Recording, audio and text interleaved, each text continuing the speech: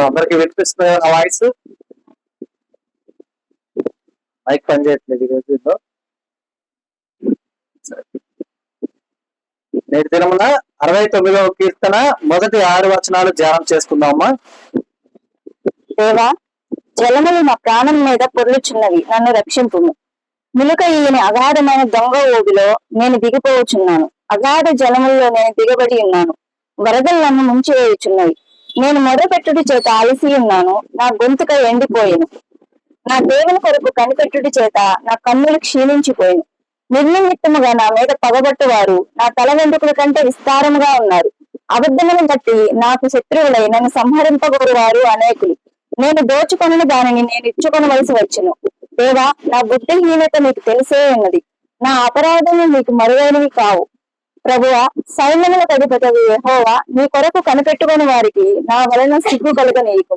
ఇశ్రాయేలు దేవా, నిన్ను వెతుకు వారిని నా వలన అవమానం అందనీయకు.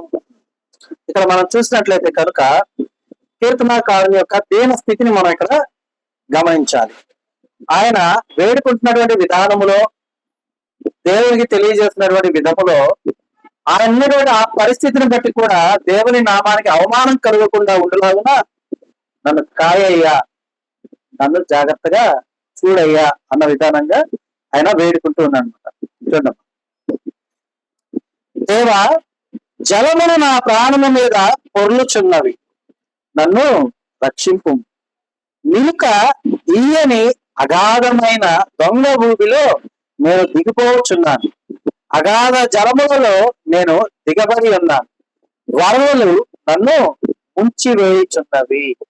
అంటే ఇక్కడ ఆయన పరిస్థితి ఎలా ఉందంటే, ఒక నది సాంద్రముతో గనక మునిగిపోయేటటువంటి పరిస్థితిలో ఉన్నటువంటి వారు ఆ యొక్క నీరు వారి మీద నుంచి వెళుతూ ఉన్నప్పుడు వారు పైకి లేవగలుగుతారమ్మా. నది సంద్రం దాకా ఎందుకు, మనకు నడుముల దగ్గరకి నీరు వచ్చే వరకు మనం ఏం చేస్తామంటే సముద్రంలోకి వెళ్తాం మునగటానికి. నడుములకే, ఇక పైదాకా కూడా కాదు, నడుముల దగ్గరకు వస్తే చాలు. అక్కడ మనం మునుగుతూ ఉన్నప్పుడు ఏదైనా అల వచ్చి తన్నినప్పుడు మనల్ని మనం కింద పడతాం.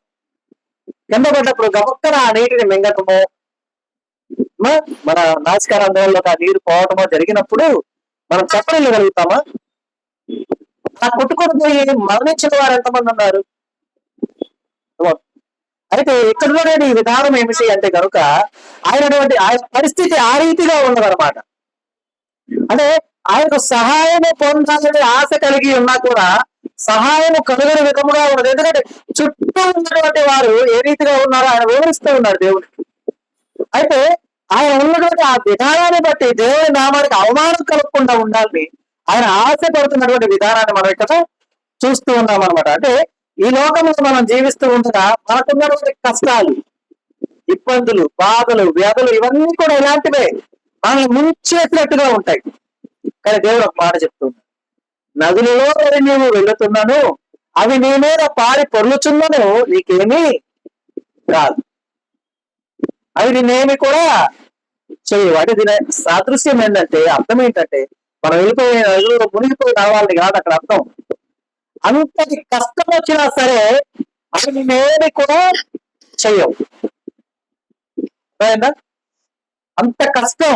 ఎందుకంటే కొందరు ఉంటూ ఉంటారు, వారి యొక్క స్థితిగతులను చూసుకొని, వారి పరిస్థితులను చూసుకొని, వారు ఉన్నటువంటి ఆ యొక్క విధానంలో వారికి తోడు అంటే వారి తోడు వచ్చేది కన్నీరు మాత్రమే వస్తుంది వారికి తోడుగా. ఎందుకంటే వారు చెప్పుకోవడానికి ఎవరు ఉండరు. చుట్టూ వందల మంది, వేల మంది ఉంటారు, సంఖ్యగా ఉంటారు, చెప్పుకోతగ్గ లెక్క ఉండదు. నాకు ఒక్కరైనా ఉంటే బాగుండు అని ఆలోచించేవారు ఇప్పటికీ కూడా ఈ 100 కోట్ల జనాంగములో, ప్రపంచ జనాంగంలో, ఈ 100 కోట్ల జనాంగంలో 99% ఉంటారు. ఒక్కరు నా బాధ వినేవాళ్ళు ఉంటే చాలు. కానీ ఆ 100 కోట్ల జనాంగానికి ఒక్కరే ఉన్న ఆయనకు మాత్రం చెప్పరు. ఎంత వింత ప్రపంచంలో మనమంతా జీవిస్తున్నామో ఆలోచించండి. మనము ఈ లోక సంబంధమైన ఒక్క నరుడు రాకుంటే ఎంత బాగుండు, నా బాధలు చెప్పుకోవడానికి, నా కష్టాలు చెప్పుకోవడానికి, నా వ్యధలు చెప్పుకోవడానికి అని ఆలోచిస్తూ ఉంటాము. వచ్చిన స్నేహం కానివ్వండి, వచ్చేటువంటి స్నేహితులు కానివ్వండి, వీరంతా కూడా వారి వారి అవసరాలతో వచ్చిపోయినట్టుగా మనకు అనిపిస్తూ ఉంటుంది. ఎందుకంటే వారు మనకు సహాయం చేయలేని పరిస్థితుల్లో. ఎందుకంటే ప్రతి ఒక్కరికి కూడా ఒక లిమిటేషన్ అని ఉంటుంది కదమ్మా. అందరూ ఆ లిమిట్ దాటి సహాయం చేయగలిగిన వారు ఎవరు ఉంటారా? కాబట్టి 100 కోట్ల జనాంగంలో వెతుకుతున్న ఈ 100 కోట్ల మందికి నీ ప్రతి మాట నేను వింటాను, నీ ప్రతి అవసరం నేను తీరుస్తాను, నీవు నడుచు ప్రతి చోటికి నేను వస్తాను, నిన్ను వెన్నంటి ఉండి నేను నడిపిస్తాను అని దేవుడు చెప్తూ ఉంటే ఆ మాట మనం వినలేకపోతున్నాం. సహోదరి నాకు ఒక లేఖనాన్ని పెట్టింది అనమాట. అన్న దీని అర్థం చెప్పండి అన్న. ఆ లేఖనం ఏమై ఉందో ఒకసారి నేను చెప్తాను చూడండి అమ్మా. దాని అర్థం చూడండి. దేవుడు మనకు ఎంత దగ్గరగా ఉంటానో అని అంటున్నాడో ఆ యొక్క మాటను బట్టి మనం అర్థం చేసుకోవచ్చు.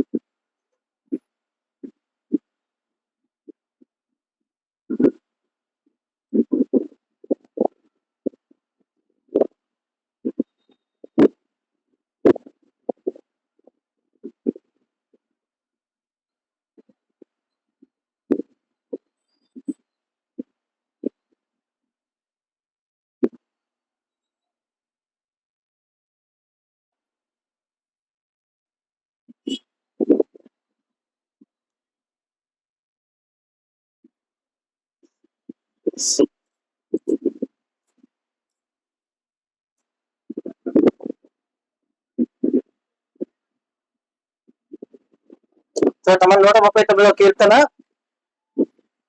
8వ వచనం చూడండి.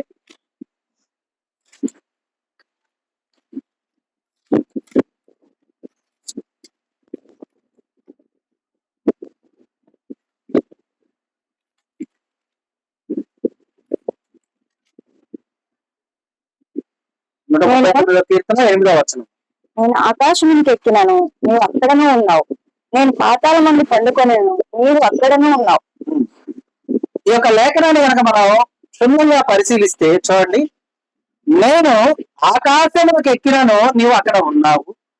నేను పాతాళ మందు పండుకొనినను, నీవు అక్కడ ఉన్నావు. మరి ఇక్కడ ఈ లేఖనాన్ని మనం పరిశీలిస్తే కనుక దేవుడు ఎక్కడున్నా అంటున్నాడు.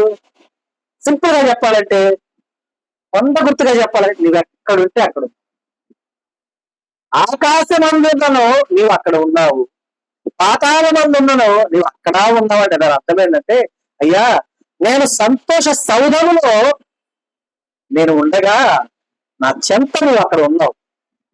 దుఃఖాక్రాంతుడనై దుఃఖించొచ్చు వెదల పాలైపోయి నేను ఉండగా అక్కడ కూడా నీవు ఉన్నావు.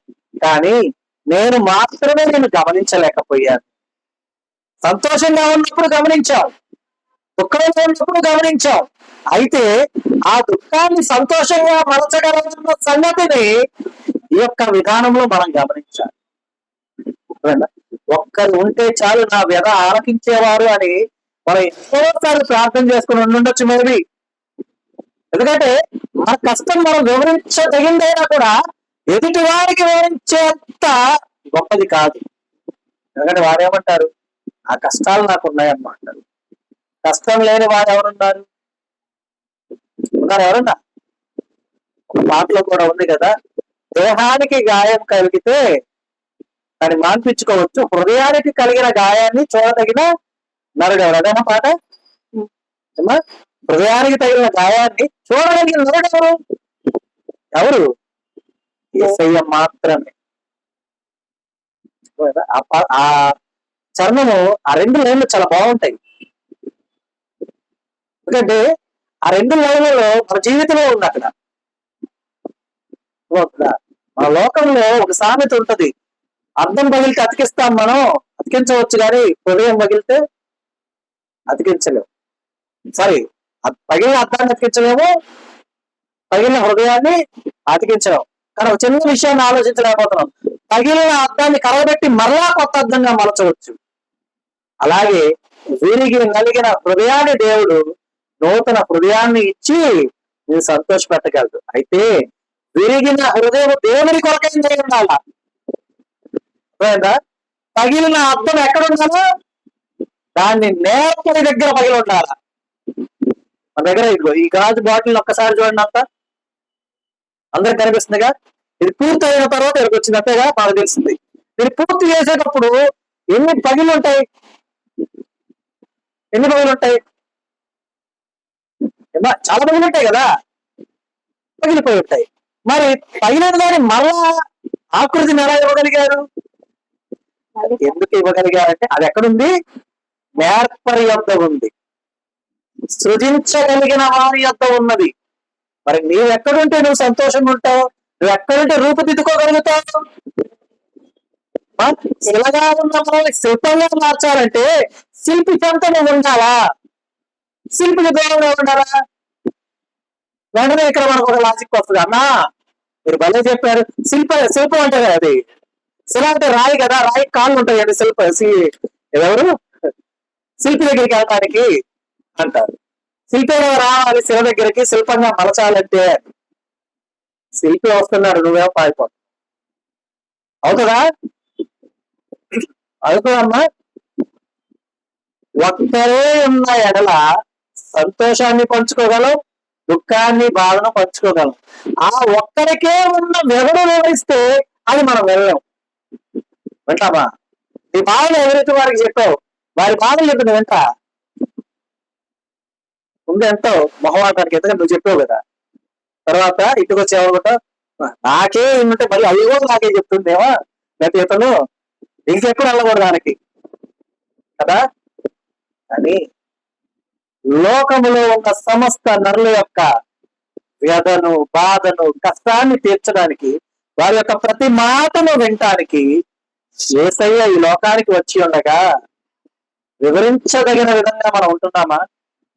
చెప్పదగిన విధంగా ఉంటున్నామా? ఎంతో కష్టం వస్తే గాని మనం అటు చూడం, అంతే కదా. కానీ ఇక్కడ కీర్తనాకారుడు చూడండి, నిలుక ఇయ్యని అంటే, నిలుక ఇయ్యని అంటే అర్థం ఏంటి? నిలబడలేనటువంటిది. నిలుక ఇయ్యని అగాధమైన దొంగ ఊబిలో నేను దిగిపోతున్నాను. నిలబడితే నిలబడే పరిస్థితి అన్నమాట, లోపల లాగేస్తూ ఉంది. అలాంటి ఊబిలో అయ్యా నేను దిగిపోవచ్చు ఉన్నాను, అగాధ జలముల్లో నేను దిగబడి ఉన్నాను, వరదలు నన్ను ముంచెత్తుతున్నాయి. ఇది అర్థమైందంటే ఒక కష్టం పైన వెంటనే ఇంకో కష్టం, ఒక కష్టం తీరించే ఇంకో కష్టం, ఇలా వస్తూనే దాని అర్థం ఏంటి? నువ్వు నిలబడగలవా? ప్రశాంతంగా ఉండగలవా? ఉండలేవు. ఎందుకని? నీకు నిలవ లేకుండా, నేను నిలిచే విధానం లేకుండా ఆ కష్టాలు నీ మీద జలముల వల్ల వెళుతూ ఉన్నాయని అర్థం. ఇవన్నీ కీర్తనకారుడు ఎవరికి చెప్పుకుంటాడు? ఇక్కడ రాసిన ఈ విధానంలో నిజంగా ఆయన వెళ్ళి ఆ యొక్క నీటిలో ఉన్నాడా, ఆ నదిలో ఉన్నాడా, ఆ ఊపిలో ఉన్నాడా, ఎలాంటి పరిస్థితిలో ఉన్నాడు? ఆయన చుట్టూ జరుగుతున్న సమస్తము కూడా ఆయన ఆ రీతిగా ఉంచాయి అని అర్థం. అర్థమైందా? చూడండి, నేను మొరపెట్టిన చేత అలసి ఉన్నా, నా గొంతుక ఎండిపోయాను, నా దేవుని కొరకు కనిపెట్టుట చేత నా కన్నులు క్షీణించిపోయాను. ఏం చెప్తున్నాడు మా కీర్తనకారుడు? అయ్యా నేను మొరపెట్టుట చేత అలసిపోయేంతగా మొరపెట్టాను. ఆ యొక్క గొంతు కూడా ఏమైపోయింది? ఎండిపోయింది. ఎండిపోయినటువంటి ఆ గొంతు కలిగి ఉన్నాను దేవా, నీ కొరకు కనిపెట్టుట చేత నా కన్నులు క్షీణించినవి. అని దీని అర్థం ఇక్కడ ఆయన గొంతు ఎండిపోయేంత ప్రాధాన్యపడ్డ దేవుడు రాలేదని, లేకపోతే క్షీణించిపోయినా కూడా దేవుడు రాలేదని కాదు. అలాంటి స్థితిలో నేనున్నా, అలాంటి పరిస్థితిలో నేనున్నా. ఎందుకు అలాంటి పరిస్థితిలో ఉన్నానంటే, నేను నిమిత్తముగా నా మీద పగబట్టు వారు నా తల వెంట్రుకల కంటే కూడా విస్తారముగా ఉన్నారు. నా మీద పగబట్టేవారు అంటే మనకి ఒకరో ఇద్దరో ముగ్గురో శత్రువులు ఉంటేనే మనం భరించలేం. ఆయనకి ఎంతమంది అంటున్నాడు? ఆయన ఎంతమంది అమ్మా? నేను నిమిత్తముగా నా మీద పగబట్టు వారు నా తల వెంట్రుకల కంటే విస్తారముగా ఉన్నారు. తల వెంట్రుకలు ఎన్ని ఉంటాయి? ఎన్ని ఉన్నాయో వాటికన్నా ఎక్కువ మంది ఉన్నారంటున్నారు. ఆయన చేసిన తప్పేంటి? ఏం తప్పు చేశాడు? ఏమా ఇప్పుడు మనం జస్ట్ క్యాజువల్ గా మాట్లాడుతాం. ఇప్పుడు ఒక దేశం నుంచి తీవ్రవాది ఇంకో దేశంలో బాంబు వేశాడు అనుకుంటాం. ఆ తీవ్రవాదిని వ్యతిరేకించేవారు ఎంతమంది ఉంటారు? ఏ దేశం మీద అయితే అతను బాంబులు వేశాడో వారు మాత్రమే ఉంటారు, అంతేగా? అంతకు మించి ఉండరుగా. వాళ్ళు కూడా వాడిని అభిమానించే వాళ్ళు ఉంటారు, వ్యతిరేకించే వాళ్ళు కూడా ఉంటారు, అవును కాదు? అంటే సపోజ్ చిన్న ఎగ్జాంపుల్, మొన్న మన ఇండియన్స్ ని పాకిస్తాన్ వాళ్ళు చంపేశారు, అవునా? చంపేస్తే ఇండియాలో వాళ్ళు కొందరు సపోర్ట్ చేశారు. వాళ్ళు ఎవరు సపోర్ట్ చేసిన వాళ్ళు? అక్కడి నుంచి శరణార్థులు ఇక్కడ వచ్చి ఇక్కడ జీవిస్తున్నటువంటి వాళ్ళు వారిని ఏం చేశారు? వాళ్ళు సపోర్ట్ చేశారు. ఇండియన్ గవర్నమెంట్ ఏం చేస్తున్నారు? అందరినీ కూడా వెంటనే పంపించేస్తారు ఇక్కడి నుంచి. అంటే అందరూ కూడా శత్రువులు అవ్వాల. ఈ దేశంలో బ్రతికి ఈ దేశంలో ఉంటూ జీవిస్తున్నటువంటి వారు కూడా వారిని సపోర్ట్ చేసిన వాళ్ళు కూడా కొందరు ఉన్నారు ఇక్కడ. అయితే ఇక్కడ ఈయన ఉన్నటువంటి విధానంలో ఏముంది? నిర్నిమిత్తముగా, అంటే లైక్ అర్థం ఏంటంటే హేతువే లేకుండా, కారణము లేకుండా నా మీద పగబట్టు వారు ఎంతమంది ఉన్నారంటున్నారు? నా తల వెంట్రుకల కంటే విస్తారముగా ఉన్నారు. అబద్ధమును బట్టి నాకు శత్రువులై నన్ను సంహరింపబోదు వారు అనేకులు. అంటే సత్యాన్ని వింట్లా, నిజాన్ని వినట్లా, అబద్ధాన్ని విని నాకు శత్రువులై. మనం మన మధ్య లేనటువంటి మూడో వ్యక్తి గురించి మాట్లాడుకోవద్దు అంటున్నాం. మనం బాగా మీరు విన్నదే కదా, చాలా సార్లు మాట్లాడుతున్నాం. ఎందుకు మాట్లాడద్దు అంటామంటే ఇక్కడ ఉన్నటువంటి విషయాల్లో చూడండి, అబద్ధమును బట్టి నాకు శత్రువులైన వారు అన్నటువంటి విషయం ఉంది ఇక్కడ. ఇప్పుడు నేను ఇంకొకరితో మాట్లాడుతూ ఉన్నా, మా ఇద్దరి మధ్య లేని ఇంకొకరి గురించి మాట్లాడుతున్నా, ఏ వారి మీద నా నోటికి వచ్చాయని చెప్పా, ఓకేనా? అయిపోయింది. ఇతడు వెళ్ళి ఇంకొకరు చెప్పాడు. ఏం చెప్పాడు? నేను చెప్పిందే చెప్తాడా? మనకు బాగా అలవాటు కదా, కోడి దొరికిందంటే మసాలా అంటించడం, అవునా కదా? అంటే ఒక మాటకి మనం ఏం చేస్తాం? 100 మాటలు జోడిస్తాం. ఈ యొక్క విధానంలో అతను వెళ్ళి చెప్పిన మాటలు నిజాలా అబద్ధాలా? కొంత నిజం ఉంటది, కొంత అబద్ధం ఉంటది. మరి అబద్ధం బట్టి అది నేను ఎవరినో వారి దగ్గరికి వెళ్ళింది అనుకోండి అన్నమాట. నిజాలు కొన్ని, అబద్ధాలు కొన్ని విన్నారు. నిజాలంటే వారు చేసినవి చెప్పుకుంటాం కాబట్టి వాటి గురించి పట్టించుకోరు. కానీ అబద్ధాలని ఏమంటారు? పర్వాలేదా, నన్ను వ్యతిరేకిస్తారా లేదా? ఇంకా అంతకు ముందు ఉన్నట్టుగా ఆ విధంగా సఖ్యంగా ఉంటారా, స్నేహంగా ఉంటారా? అంతకు ముందు ఉన్నట్టు ఉండలేదు. కాబట్టి మనం కూడా ఎక్కడ కూడా మనము ఒకరి గురించి మాట్లాడకూడదు. ప్రస్తావన వచ్చి మాట్లాడవలసి వస్తే వారు దేవుళ్ళు ఎదుగుతున్న విధానం గురించి మాట్లాడాలి, వారు దేవునికి చూపుతున్నటువంటి విధేయత గురించి మాట్లాడాలి. మీ ఎవరో వారు చేసిన మంచిని గురించి మాత్రమే మాట్లాడాలి. ఇది గుర్తుపెట్టుకోండి. ఎందుకంటే కీర్తనకారుడు చూడండి ఏమంటారు? అబద్ధమును బట్టి నాకు శత్రువులై నన్ను సంహరింపగోరుచున్నారు, అనేకులై ఉన్నారు. అంటే నా వల్ల జరిగింది కాకుండా వారి విన్నదాన్ని బట్టి అది నిజం అనుకొని నాకు వారంతా కూడా వ్యతిరేకులు అయిపోయారయ్యా అని చెప్తున్నారు. అంతేకాదు, నేను దోచుకొనని దానిని నేను ఇచ్చుకొనవలసి వచ్చాను. అంటే నా సొంతమైనది ఏదైతే ఉందో అది నేను వదిలేయాల్సి వచ్చింది, ఇచ్చేయాల్సి వచ్చింది. నా స్వయంకృతాపరాధమే, అదే కంటిన్యూషన్ ఆయన అంటుంది. నా బుద్ధిహీనతే, అది నాకు తెలిసింది అయ్యా. సో అలాగ చిక్కమనకూడదు మనం కూడా. దేవుడు మనలందరినీ కూడా మంచి వాత్సల్యంతో పిలుచుకొని జ్ఞానమును తెలివిని ఇచ్చి పాము వలె వివేకంగా ఉండండి అంటూనే పావురం వలె నిష్కపటంగా ఉండమంటున్నాడు. అర్థమైందా? యుక్తంగా ఉండమంటున్నాడు, అలాగనే కుయుక్తిగా ఉండతాడు. యుక్తము కుయుక్తి. అర్థమైందా? యుక్తి అయినది అంటే ఏంటి అర్థం? మేలైనది, తెలివైనది, ఓకేనా? జ్ఞానంతో కూడింది. కుయుక్తి అంటే ఎదుటి వారిని ఏం చేయాలని?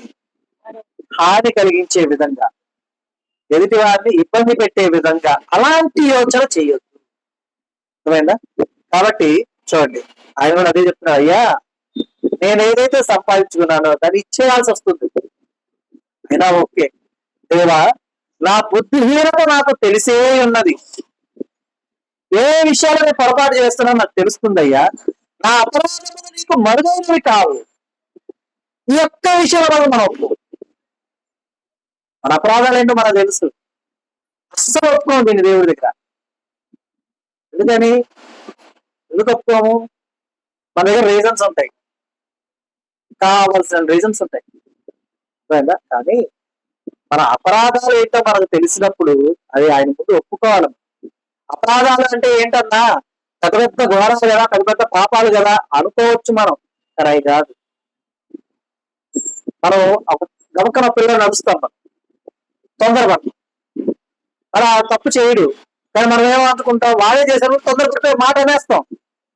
అన్నాక తెలుసుద్ది, తెలిస్తే వాడిని పిలిచి సారీ చెప్తే అమ్మో వాడికి చులకనైపోతాం మనం అని చెప్పి వాడికి చెప్పాం. అలాగని పోయి దేవుని దగ్గరికి వెళ్ళి చెప్తామా? అస్సలు చెప్పం. ఎందుకని? నేను కల్లారా చూసా, కానీ ఇప్పుడే అది కాదనిపిస్తుంది, సర్లే తర్వాత చూసుకుందాం. అదే కదా, అలాగే ఉంటాం. అని అపరాధము అనగా అర్థం ఏంటంటే ఏదో గొప్ప గొప్ప పాపాలు అని కాదు అర్థం. చేసే చిన్నదైనా సరే నీ మనస్సాక్షి నిన్ను గద్దించిందా, అది అపరాధమే. నీ మనస్సాక్షి నిన్ను గద్దించలేదా, అపరాధం కాదు. ఇప్పుడు హంతకులు ఉంటారు, హత్య చేసిన వారు. మరి హత్య చేసిన తర్వాత ఎందుకు పోలీస్ స్టేషన్కి వెళ్ళిపోతారు? వాళ్ళు ఏమన్నా గాంధీ గారి లాగా స్వచ్ఛమే పలకాలనేవారా? సత్యమే చెప్పాలనేవారైతే ముందు అహింస ఉంది కదా, అది ఎందుకు అనుసరించలేదు? వారి మనస్సాక్షి నిలబడనీయదు. మనస్సాక్షి గద్దించని విధమైనటువంటి ప్రతి విధము కూడా దేవునికి అనుకూలమైనదే. గద్దించే ప్రతి విధానము కూడా దేవునికి వ్యతిరేకమైనది. కాబట్టి అవి అపరాధములుగా ఎంచబడతాయి కనుక అట్టి అపరాధములు దేవునికి మరుగైనవి కావు. అవి మనము తెలుసుకునే ఎడల దేవుని ఎదుట మనం ఏం చేయాలమ్మా? వాటిని ఒప్పుకునేవారుగా ఉండాలి. ఎందుకంటే ఎందుకు ఒప్పుకోవాలో చూడండి.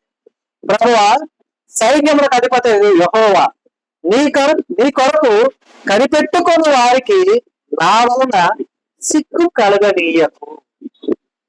చాలా మంది ఒక మాట వాడేస్తుంటారు, మా చర్చికి వెళ్తావు ఇలాగేనా లేదు, చర్చికి వెళ్ళే వాళ్ళంతా ఇలాగేనా అనుకుంటారు. అంటే ఏం కలుగుతుంది అక్కడ? దేవునికి అవమానం కలిగిస్తున్నారు. ఎందుకు? వ్యతిరేకమైన పనులు చేయటం వల్ల తీర్పు తీర్చేవారుగా ప్రతి ఒక్కరూ మారుతారు. అర్థమైందా? వారికి ఒంటి మీద పోటే ఉన్నది, అందరూ జడ్జిలే. అర్థమైందా? కాబట్టి అలాగా కానీయొద్దయ్యా అంటున్నాడు.